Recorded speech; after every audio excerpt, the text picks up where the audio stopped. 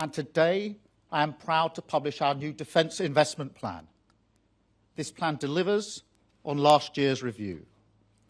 But in a light of the rapidly changing world, the changing NATO conflict, and the imminent and growing threats we face, it goes further still. This plan represents our best judgment of what the country needs to meet this moment. And it is a platform on which I know my successor will build. And I can announce today that under the Defence Investment Plan, we are increasing this by a further £15 billion, setting a new record of spending almost £300 billion over the next 4 years to back our armed forces and strengthen our national security. Before we came into office, so 2 years ago, this country spent £54 billion a year on defence. We are taking this to almost £80 billion a year by 2029. That is a real terms increase of 27%. From spending 2.3% of GDP on defence in 2024, we are raising it to 2.7%, putting us on a trajectory to reach 3% in the next Parliament. At last year's NATO summit, I committed to spend 5% of GDP on our wider security, covering things like energy security and critical infrastructure, as well as defence. The Defence Investment Plan, published today, takes us to 4.2% under that commitment. By any measure, this is a huge historic shift for our nation and a legacy in which I take pride. First, it will make the British people safer.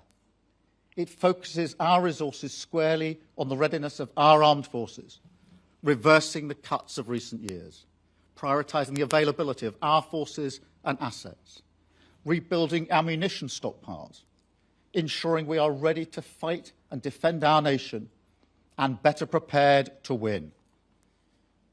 It will also make the British people safer by driving a generational transformation of our armed forces, learning the lessons of Ukraine in order to modernise our military, equipped to fight the wars both of today and tomorrow. And we're backing this by putting in more than £5 billion into drones and autonomous weapons. That is the largest ever UK investment in this technology. That means we will build a new hybrid Royal Navy, so that when our frigates move to intercept a threat to British interests, like a Russian ship in our waters, for example, they will do so with outriders, uncrewed ships, above and below the surface, their AI systems working in unison with our warships, operating as a single integrated force. This will be joined by the next generation RAF, Typhoons flying with autonomous wingmen, making them invisible to enemy detection. And we will build an army that is 10 times more lethal, with attack drones flying alongside our Apache helicopters, a new fleet of surveillance drones collecting intelligence and finding targets, and a surge in low-cost one-way attack drones, which have proved so effective in Ukraine. On top of this, we are investing in long-range missiles, armoured vehicles, and counter-drone defence systems. We're investing in £500 million in new technology and capabilities for our commandos and our special forces, which are already the envy of the world. And we're investing £115 million to raise our defences against the threats of AI.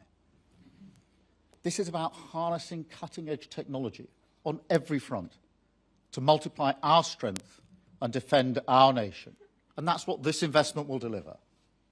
And to make sure that we keep winning contracts like that, I can announce today that we're creating a new £50 billion defence export facility to support British defence businesses to compete, to create more jobs, pride and opportunity up and down the country. That is the largest expansion of UK export finance support in its 100-year history, and a once-in-a-generation boost to the British defence industry.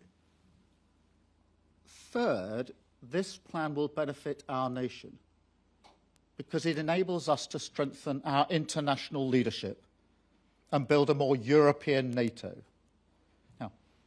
This is not to the exclusion of the US, but to strengthen the transatlantic alliance which keeps our country safe. This demands a decisive strengthening of European capabilities,